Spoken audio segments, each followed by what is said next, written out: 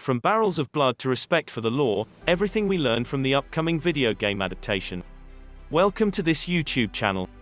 In this video we are going to talk about the top 10 things to know about Mortal Kombat movie 2021. So before starting this video, like this video, and subscribe to our YouTube channel for future updates. People, say it for me. Mortal Kombat is a fighting game. When it was announced last year that a slew of movies will be coming to HBO Max in 2021, my jaw dropped when I learned that Mortal Kombat would be one of them.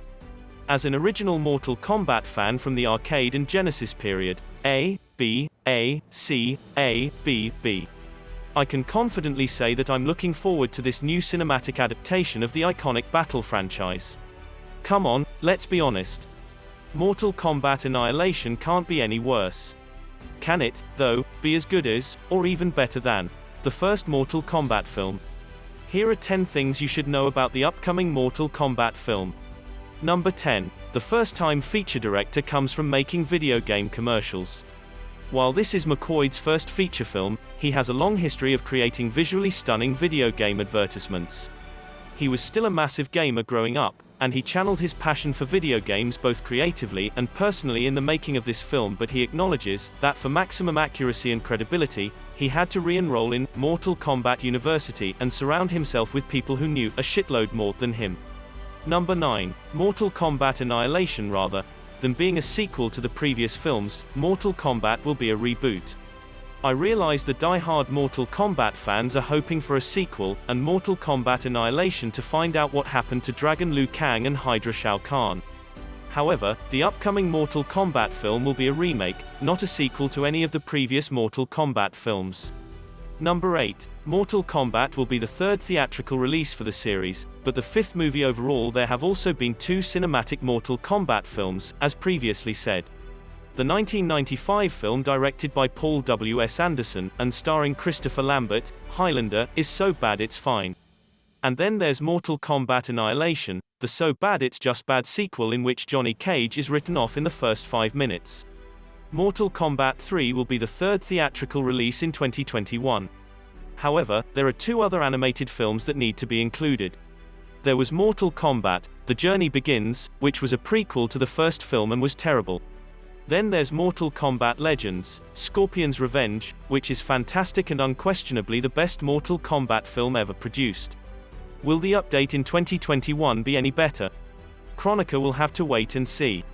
Number 7. Mortal Kombat will have a hard R rating and feature graphic fatalities. The two Mortal Kombat movies that were released in theaters in the 1990s were rated PG-13. Although this was awesome, because it meant I could see them without trying to creep into an R-rated movie, it was also a little ridiculous that a game that almost single-handedly helped develop the ESRB Entertainment Software Rating Board, with its violence, would also be appropriate for 13-year-old kids. However, this is not the case for the current Mortal Kombat. This adaptation would be gruesome and disgusting, much like the video games it is based on. In reality, Lewis Tan, who plays the film's lead, more on him later, told comicbook.com about the film's action and game true fatalities. Let me just mention that I was sick on set on a few occasions. I'm not making this up. They didn't do that. They didn't hold anything back. And I can assure you of this. Mortal Kombat has been a part of my life since I was a child. I saw Sub-Zero ripping a man's spine out of his back. Kung Lao cut a guy in half with his cap, which I witnessed. But such incidents pale in comparison to today's deaths, in which Johnny Cage can actually tear someone's chest off, and hold it up like a ventriloquist dummy. Or, in the case of Noob Saibot, who would rip a human apart in the form of an X. The series is scarier than it's ever been, and the film should show that. Number 6. Mortal Kombat will star a brand new character. As its protagonist, who is not featured in any of the games, why not make Liu Kang, played by Robin Shou, the main protagonist in the first two Mortal Kombat films? And though Scorpion or Sub-Zero were clearly the series' faces at the time, it would have been difficult to create a whole plot for those two characters. So it was Liu Kang. However, the latest film would not take this approach. Instead, Lewis Tan, who played Cole Young in Deadpool 2, will play a mixed martial artist who gets mixed up in an interdimensional martial arts tournament. He has a dark past that he is unaware of, and he appears to stumble into the competition after Shang Tsung dispatches Sub-Zero to kill him. As a result, it differs significantly from past novels, which is thrilling. Number 5. Multiple characters throughout multiple titles in the video game series will play a major role in the story. It wouldn't be Mortal Kombat without the fan favorites, though. Sonya Blade, Scorpion, Sub-Zero, Raiden, Kano, Liu Kang, Jax, Shang Tsung, Mileena, Kung Lao, Natara, Interesting, and Cabal, yes, are the only ones who have been verified so far. Now, if you look at the list of characters, you're still thinking to yourself, wait, where's Johnny Cage? What happened to Shinnok? Is there no respect for Ermac? I can't even find some Bo Rai Cho in this film. So, here's the deal. Though I'd love to see a wide range of the characters we've come to love over the last few years, come on. I just don't want to see this film spiral out of control like Mortal Kombat Annihilation, which featured pretty much every Mortal Kombat character including Rain. But was a flop. In this new film, hopefully, the plot will take precedence over fan service. Number 4, Mortal Kombat is being produced by James Wan, and it will be directed by a new filmmaker. I'm sure a lot of people were delighted to have James Wan's name added to this film, but he'll be producing rather than directing. Instead, Mortal Kombat will see Simon McQuoid make his feature-length directorial debut. Simon McQuoid isn't well known, but I'm crossing my fingers that he hits it out of the park with this film. It can't get worse than Mortal Kombat Annihilation, right? So, from here, we can just go up. Number 3, it's more than just a tournament movie. A martial arts tournament will undoubtedly have a number of people fighting each other. But Mortal Kombat is more than just punches and kicks in its mind, heart, and soul. They wanted to explain that this was a story and not yet another video game, as Lin put it, and as for the fighting, the film's premise is that fighting and losing needs to have significance. We compete, and we keep battling because it's meaningful to us.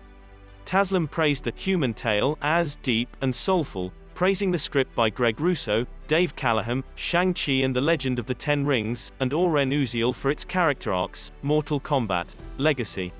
Number 2, Raiden won't be the typical God of Thunder. Raiden, the God of Thunder who protects the Earthrealm and serves as a mentor to our characters, may be stronger than Hogun, Asano's character in Thor: Ragnarok.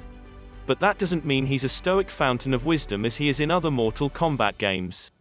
In his portrayal of Raiden, Asano found a sense of childishness, labeling him as peaceful but ultimately hurt.